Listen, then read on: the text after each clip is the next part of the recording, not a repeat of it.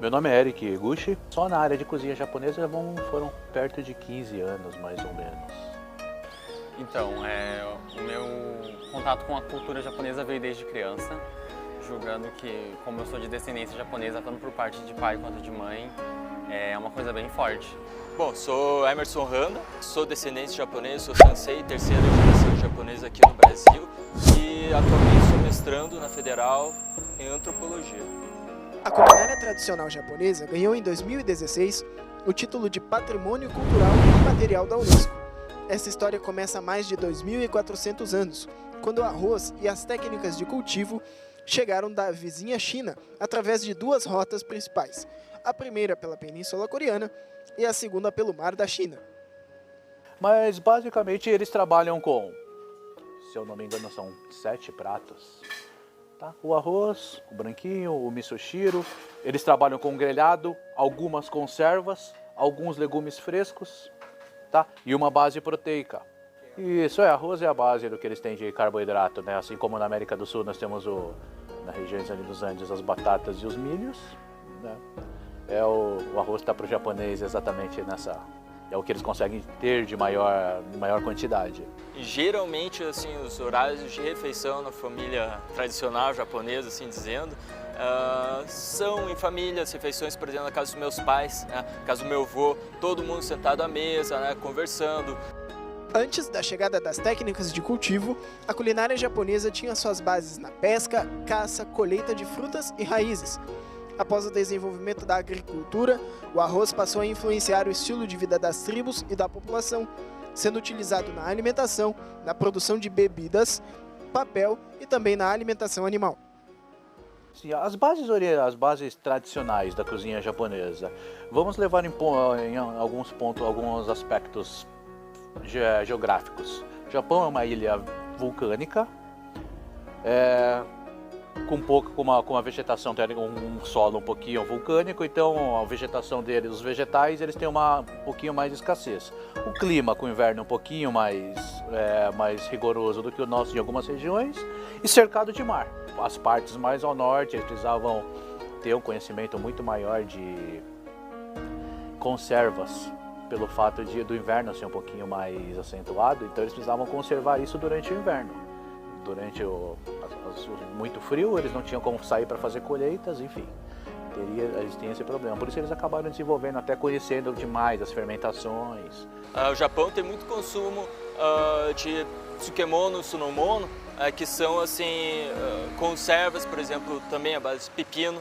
O que eles se baseiam muito hoje? Em aves, suínos e a parte que realmente vai ali, os suínos mais ao sul mesmo, e a parte dos pescados. São as proteínas de origem animal que eles conseguem. Então, ao longo dos tempos, eles tiveram que desenvolver muito a culinária deles baseada em legumes. Mas geralmente nos momentos de refeição, não sei dizer se é como um ritual, mas é algo não também, de certo modo, sagrado, mas é um momento, eu acho que bastante especial, porque você reúne, sabe, toda a família, então você consegue ter um diálogo.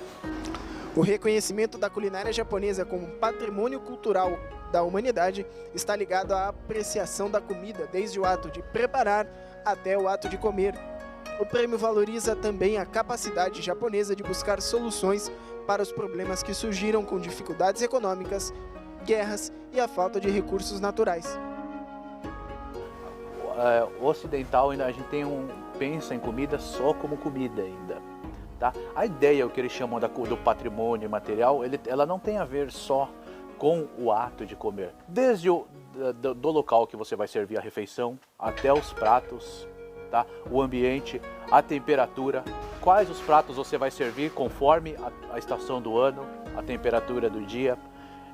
Existe todo esse conceito em volta disso. Não é só simplesmente fazer a comida e fazer a parte em volta dela tentar se adaptar à comida. A comida se adapta ao ambiente. Existe um cuidado muito grande para não desperdiçar alimento. Então, assim, a gente tem até uma expressão no japonês para quando a gente desperdiça o alimento, que a gente fala mottainai. O japonês, ele valoriza muito essa questão de você saber usar tudo da melhor forma possível. A gente conversou sobre o desperdício, né? Você não pode desperdiçar nada no prato, no momento de refeição. um momento assim algo bastante respeitoso. E eu procuro sempre buscar as coisas para aproveitar. Assim, tipo, às vezes na geladeira tem uma coisinha que tá estragando, mas eu acabo pegando e, tipo, tiro ali um machucadinho, não desperdiço também. Eu acho que isso é uma coisa bem cultural que eu aprendi com a minha avó. Tipo, tá uma pontinha estragada, não joga a coisa inteira fora, ela serve ainda, né? Ela te serve como alimento. Então acho que isso é bem presente na minha rotina. As principais características da culinária japonesa são o aproveitamento dos ingredientes em sua época de consumo para a melhor apreciação do sabor, capricho no preparo da refeição e simplicidade de pratos, que também são saudáveis. Uma comida bem feita ela não precisa de muitos ingredientes, ela precisa de uma técnica correta. Saber respeitar o ingrediente na melhor época do ano. Eu acho que eles começaram a tentar, hoje em dia, os grandes chefes eles tentam até realmente trazer isso para a culinária ocidental. Saber tirar o melhor do ingrediente.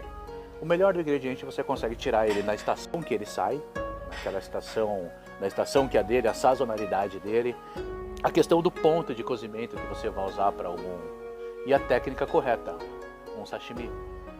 Tá? Se o peixe não estiver bom, na época certa dele, não for limpo, processado do jeito certo dele, não for conservado do jeito certo dele, não for cortado, tá?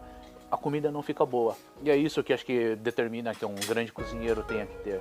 Eu acho que é isso que também traz muito para a cultura ocidental. A culinária japonesa também produziu influências na cultura de outros países, levando a aspectos da disciplina, do aproveitamento de ingredientes e das técnicas de preparo para brasileiros que são descendentes. Desde criança eu como comida japonesa. Por exemplo, o arroz soltinho, que é muito comum aqui no Brasil, arroz branco, a gente não consumia. Eu, pelo menos, só comia o arroz oriental, o arroz japonês, que é aquele arroz que é grudadinho.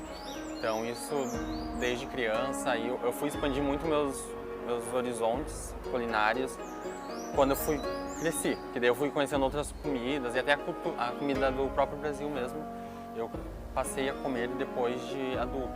Aqui no Brasil também há alimentação com base no arroz, só que lá não tem o costume de se comer muito feijão. Mesmo família de descendência japonesa, mesmo meus avós quando chegaram tinham esse costume de comer arroz com feijão. Tudo é muito puxado para o japonês, então se vamos supor, tem algum legume refogado, ele é temperado com shoyu, ele é agridoce, ele tem hondashi, que são temperos da culinária japonesa. Saladas também a gente tempera com shoyu, a gente dificilmente usa o sal. Então eu costumo preparar muito em casa, misoshiro, porque é uma sopa super rápida e fácil. O arroz japonês mesmo é muito fácil, porque a gente coloca na panela elétrica, porque teoricamente a gente tem que fazer na panela elétrica para ele dar certo.